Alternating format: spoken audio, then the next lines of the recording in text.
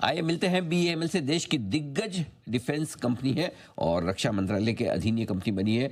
Asia भर में earth moving equipments बनाने वाली सबसे बड़ी कंपनियों में से एक, और भारतीय सेना के लिए कई सारी ऐसे इक्विपमेंट्स, टैंक्स, बख्तरबंद गाड़ियां, आर्टिलरी गन जैसे प्रोडक्ट्स बनाने का कंपनी करती है कारोबार। नतीजे आए थे 23 तारीख को बाजार के दौरान करीबन 1:30 बजे। आय 9% बढ़कर आई है, कामकाजी मुनाफा 14% बढ़ा है और मार्जिन में 24% से बढ़त होकर 26% तक की पहुंची है और मुनाफे में भी रही है 12% की बढ़त। आइए हम मुलाकात करते हैं कंपनी के चेयरमैन और मैनेजिंग डायरेक्टर शांतनु रॉय साहब हमारे साथ कार्यक्रम में हो रहे हैं शामिल। रॉय साहब ने एनआईटी रायपुर से इलेक्ट्रिकल इंजीनियरिंग में ग्रेजुएशन की डिग्री हासिल की है। फाइनेंशियल मैनेजमेंट में आपने एमबीए की डिग्री भी ली है और इस सेक्टर का 32-33 साल से ज़्यादा का लंबा गहरा अनुभव रॉय साहब का है। सर गुड मॉर्निंग, बहुत बहुत स्वागत है आपका। धन्यवाद हमें समय देने के लिए।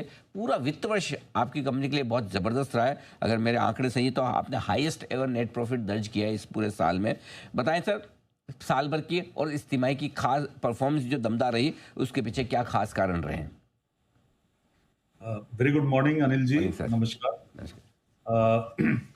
जी हाँ, इस साल जो 24-25 का जो वित्तीय वर्ष रहा, इसमें हमने हाईएस्ट एवर प्रॉफिट किया।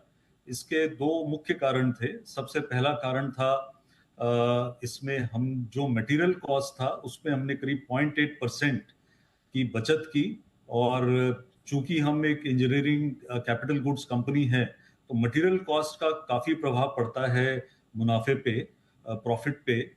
दूसरा जो है सस्टेनेंस, यानी कि स्पेयर्स, आफ्टर मार्केट जो बिजनेस है, इसमें काफी अच्छी ग्रोथ हुई। माइनिंग का जो सस्टेनेंस है उसमें 6% की बढ़ोतरी हुई। डिफेंस के सस्टेनेंस में करीब 50% की बढ़ोतरी हुई। टॉप लाइन की बात कर रहा हूं मैं। और इसका काफी बड़ा कंट्रीब्यूशन रहता है। और टोटल जो सस्टेनेंस का हमारा टॉप लाइन पे जो कंट्रीब्यूशन रहा वो करीब 26% था। तो ये दो कारण रहे जिसमें कि जिस कारण से हमारा मुनाफा बढ़ा।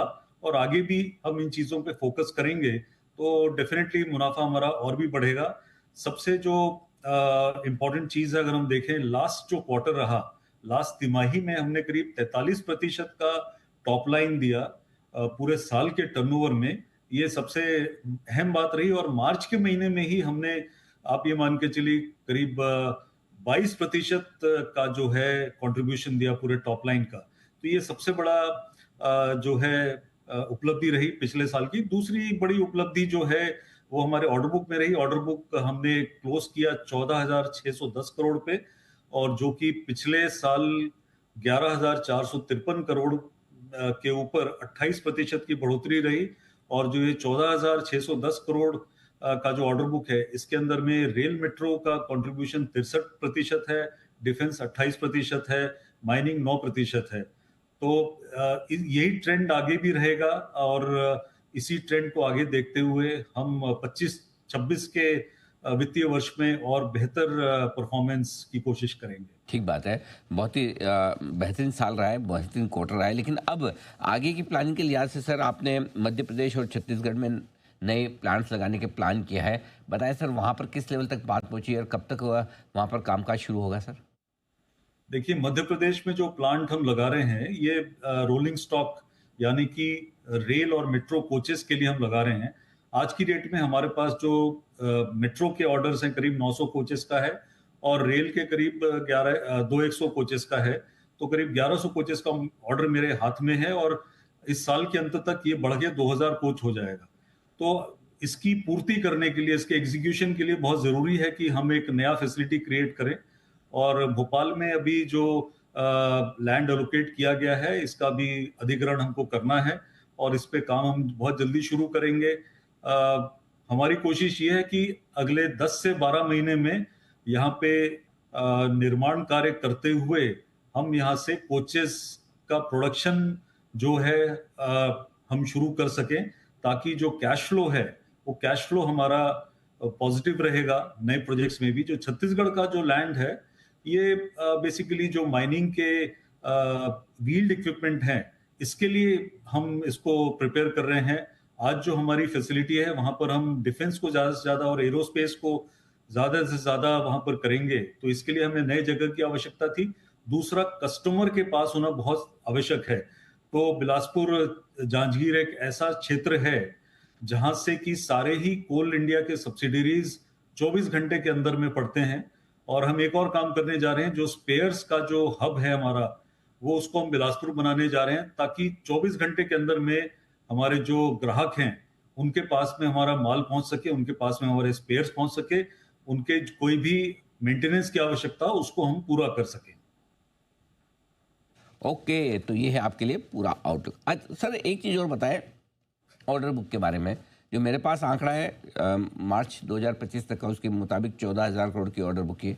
और उसके बाद कितने नए ऑर्डर्स जुड़े हैं, इस वक्त कितनी ऑर्डर बुक है, और कब तक आपका इसे एग्जीक्यूट करने का इरादा है? सर अभी पिछले 2 महीने में छोटे-छोटे कुछ ऑर्डर्स मिले हैं, तो 14,600 से बढ़ के वो करीब 14,800 14,900 के आसपास हो चुका है। साल के अंत तक जो हम इस साल के शुरू में हमने जो जिस ऑर्डर बुक पे क्लोज किया था, उतने ही का ही लगभग ऑर्डर और आने की उम्मीद है। और उसको हम एग्जीक्यूट जो करेंगे, उसके बाद में साल के अंत तक 22-23 हजार करोड़ का ऑर्डर हमारे पास होना चाहिए। और इस साल हमारी कोशिश ये है कि कम से कम 20% का ग्रोथ टॉप लाइन में रहे, और 20% के ग्रोथ के साथ जो प्रॉफिट है, जो मुनाफा है, इबिडा की अगर बात करें तो अभी 13.2% पे आया है। पिछले साल 11.97% था, उसके पहले ये 9.29% था।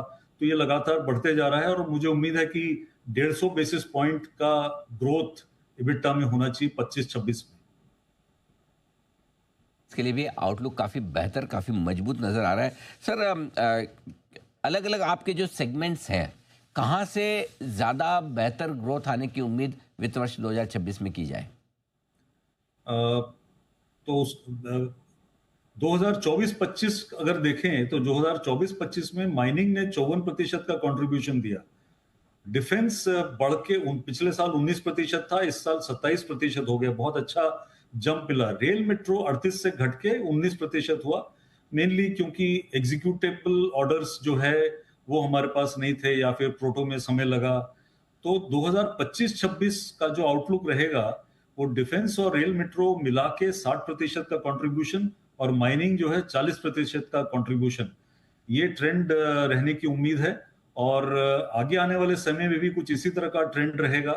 रेल और मेट्रो और डिफेंस का कंट्रीब्यूशन बढ़ता जाएगा, और माइनिंग का जो है एब्सोल्यूट टर्म्स में जरूर बढ़ेगा, लेकिन एज अ परसेंटेज कंट्रीब्यूशन मुझे लगता है आगे जाके 30 से 35% के लगभग ये रह जाएगा।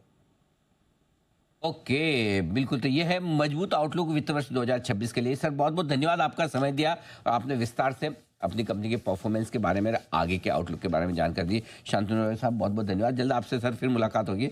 आज के लिए बहुत बहुत शुक्रिया आपका।